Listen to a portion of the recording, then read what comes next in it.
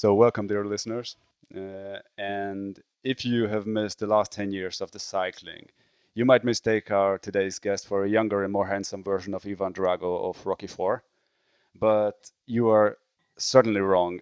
14-time Tour stage winner, Grand Slams, so meaning he's won stage on all Grand Tours, numerous Schiader Prize winner, and at the young age of 33, he's already a retired pro, Marcel Kittellel. Welcome, hi. Hi. Nice to be here. Mentioning retired pro, how would you introduce yourself if I would make such a boring introduction? How would I introduce myself? I think I would. I'm proud of what I achieved during my professional career. So I'm especially proud of my 14 Tour de France stage wins and everything that I experienced as a professional rider in my career and in the time before my professional time as well.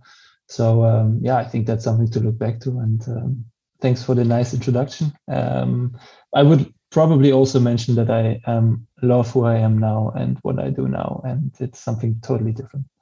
And what does that mean that it's totally different? I mean, one of the reasons to retire from my sport was that I decided to have a focus on my family life, on also different goals apart from being a top sport athlete who wants to be successful in his sport and reach his goals. I realized for myself that this is not everything anymore that I wanted to be, and I'm actually very proud that I could do that step to another life and enjoy my family now. We have 2 children together, my fiancé and me, and we are very happy with how it turned out for us. Okay, before we step into the serious stuff, but the most pressing question for me: how can one keep such a great hair by cycling? It's a good question. I guess it's the genes. But you have to admit that you sometimes spend more time with your hair than with training, or? Now it's less than you would expect probably, because I do not invest a lot of time in my hair. I have one thing. I have a subscription with my hairdresser here, so I can go every month as much as I want to them and let my hair cut. So that's quite handy actually. Yeah, we are probably the minority who over 30 have a big hair on their heads. When I shaved my hair when Corona started, yeah, it's like a time machine. Nobody can remember, right? 2 years ago? 2 years ago, something like that. Yeah, I shaved my head and my wife was like, "You fucking crazy? You should be glad that you still have hair, man." That's true. She's totally right. And I've got to say, we in the Netherlands where we live now, we have a lockdown, and so the hairdressers were closed for a long time, and I feel really uncomfortable having such long hair on my head. But I agree with your wife. You should be happy that you have it, because other. No. That's probably going to get cut out of the conversation. But never mind. But to the serious stuff, when did cycling stop being fun for you? It's always an up and down.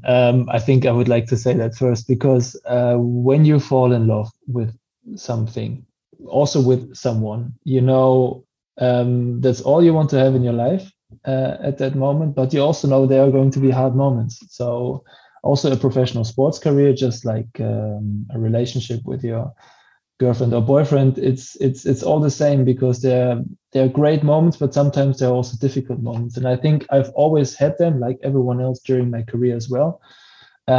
Especially in my professional career, I had them twice. 2015, I struggled quite a lot. The reason there was because I had huge success when I turned the professional in 2011 until 2014. I won a lot. I developed actually from a nobody in the cycling world to a top sprinter on Tour de France level. And that does something to you. And I sort of had the time. I needed the time to think about that, to digest it. And that was my difficult year, 2015. And I had that again in 2018 and 19, where I struggled. But in that year, in 2019, I came to a different conclusion. I said to myself, I actually want to do something else now. I've seen the sport, and I'm ready for something new in my life, for new love, which is now my family, and I enjoy that just like I did with my professional career. The German media is pretty harsh on cyclists. And when you left Katusha in 2019, you were, not surprisingly, to German media standards, heavily criticized. As mental health gets more and more in focus, do you think that you would have to endure the same criticism today, or how would it play out? And how did you feel about this criticism back then? Yeah, to be honest, my perception was, I can't even actually tell you how I perceived everything. Of course, I saw that there were also critics, but in the end, what I always thought is, this is my personal decision. People can think what they want about it, but I have to be happy with what I decide. And that step to leave Katusha was very necessary for me. And I think in an environment where journalists, for example, don't always have the full picture of what is going on, of course, there are suddenly, stories which with where I don't agree with. But in the end, it's important that what I believe and what I want, that's what matters, and I try to make the right choices there. So would it happen again today? Although there was more development and consciousness for psychological struggles of top sport athletes, I would say yes, it can happen again, because from the outside, it's sometimes very difficult to judge. But I also think that maybe the discussion would be a little bit, more open for possible other, reasons that could be behind a struggling athlete. So I'm pretty sure that would be also part of the discussion. And was your story covered properly at all, or was it just bits and pieces and nobody got the full picture of it? I try to. So I think when I announced the end of my contract with Katusha, I got very positive reactions to it. In general, for me, it felt like a logic step. But when I saw the feedback and the reactions, I also thought that other people had the same idea about it. That they thought it was kind of necessary to move on. Not only for me, also for the team, because we need to work together, which we couldn't obviously do very well anymore. So that was a good logic step. And I believe that this was important for us. And from there on, we could move on, everyone. Were you diagnosed? You mentioned 2015 and 2019 that there were different outcomes, basically.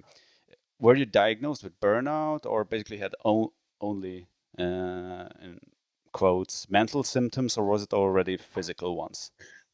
I said, I wrote a book about my career.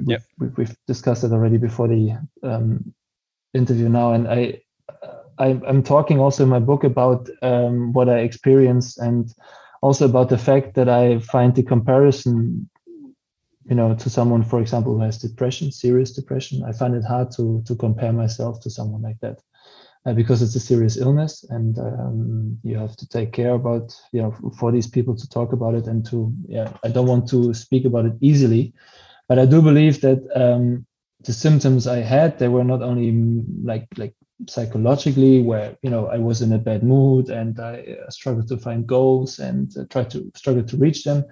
That also had a physical background, and there were moments where I couldn't sit on my bike anymore without without having an aching stomach, and having no power in my legs. So that is something where I would say, I had also physical symptoms. I felt sick. I had the feeling to throw up, and it actually shows you how much your mind and your body are connected when you're not in a good place where you feel comfortable.